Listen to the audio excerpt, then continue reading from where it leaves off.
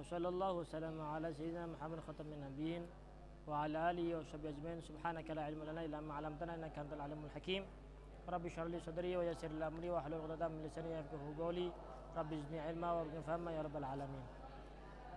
Masih berbicara masalah syurutul qudwah, syarat sahnya mengikuti orang lain atau syarat sahnya sholat berjamaah. Sebagaimana kemarin kita sebutkan bahwasanya yang pertama, yang terpenting di dalam sholat berjamaah adalah seorang makmum harus mengetahui gerak-gerik imam, baik melihat secara langsung atau dia melihat orang yang mengikuti imam.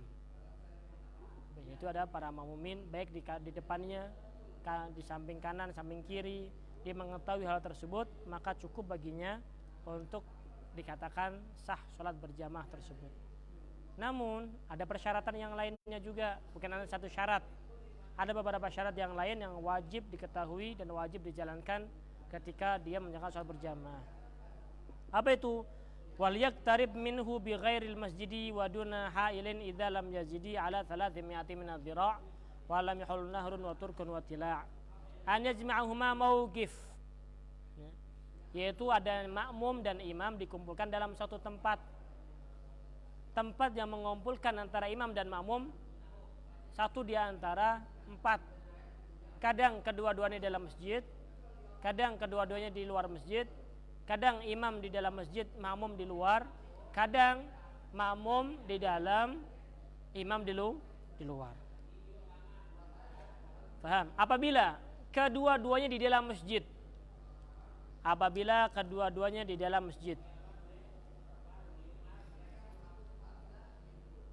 maka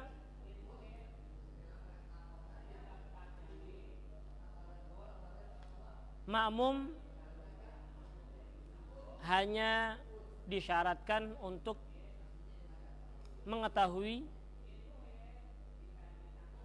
gerak-gerik imam, ya, dan bisa menembus kepada imam, ya, bisa menembus kepada imam.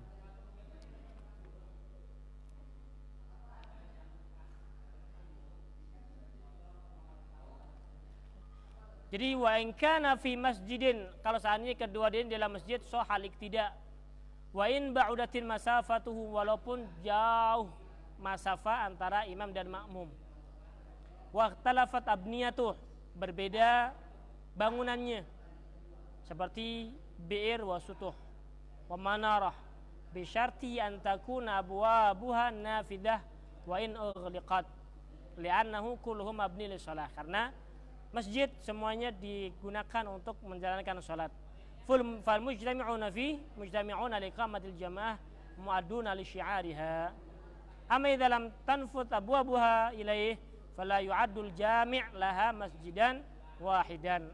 Wal masajid wal mutalasiqah al mutanafidah kal masjid al wahid wa rahbatul masjid minhu. Lihat di sini. Ini yang sangat penting di dalam menjalankan ibadah berjamaah, mengetahui bahwasanya dia di dalam masjid. Di dalam masjid, ya, seluas apapun itu. Kalau seandainya imam di sini, ini ada imam, makmum di sini. Ini imam di sini, makmum di sini. Makmum boleh-boleh saja, nggak menjadi masalah.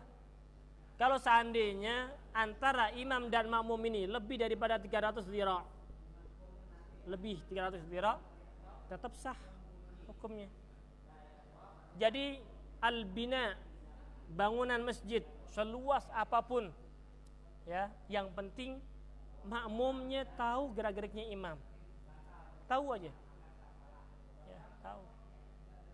Di sini mana ini apa ini? Ini nggak ada jamaah. Ini nggak ada jamaah sini, nggak ada.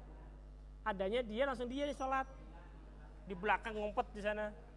Tapi tahu gerak-geriknya imam, sah sholatnya, meskipun lebih daripada 300 dhira'. Paham? Permasalahan yang kedua, kalau seandainya di sini ada bangunan, sama-sama masjid, perluasan masjid kan, Kemudian di sini ada pintu, sini ada pintu, ada pintu. Yang kedua nih, tadi yang pertama seperti ini, ya. Kemudian yang kedua permasalahan seperti ini. Masjidnya berbeda bangunan. Sini ada masjid sendiri, dan sebagainya. Ini masjid sendiri, ya. Kalau seandainya masjid itu al-mutalasiqah, banyak masjid satu, tapi nyambung, maka kalau seandainya makmum di sini atau di sini, semuanya sah. Ya. Meskipun di sini pintu, di sini pintu, makmum di sini nggak menjadi masalah karena masih dalam masjid. Kita berbicara masalah masjid sekarang, bukan luar masjid. Berbeda dengan musala atau bangunan-bangunan yang lain. Masjid. Meskipun kalau seandainya dia mau menuju kepada imam, izwirar dulu, wan'intof. Nah, seperti ini, tetap diperbolehkan. Ya, sah hukum. Ya, selama pintu ini tidak dipaku. Dikunci nggak apa-apa, kuncinya hilang nggak menjadi masalah. Ini ada pintu masuk sini, masih ketahuan, ya, masuk sini. Dia salat di sini masalah, pintunya dikunci, kunciin pintunya. Boleh aja, kuncinya hilang nggak apa-apa. Yang penting tidak dipaku, ya, dijadikan tembok. Kalau dijadikan tembok, pintunya nggak ada, berarti tidak nyambung antara masjid satu dan masjid yang lain. Maka ketika tidak menyambung seperti itu, mereka punya hukum tersendiri. Ini punya hukum sendiri, punya hukum sendiri, punya hukum sendiri, punya hukum sendiri. Nah, atau yang satu di atap paling tinggi. Bagaimana itu? Insyaallah dalam pertemuan akan datang akan kita lanjutkan. Wallahu a'lam bishawab.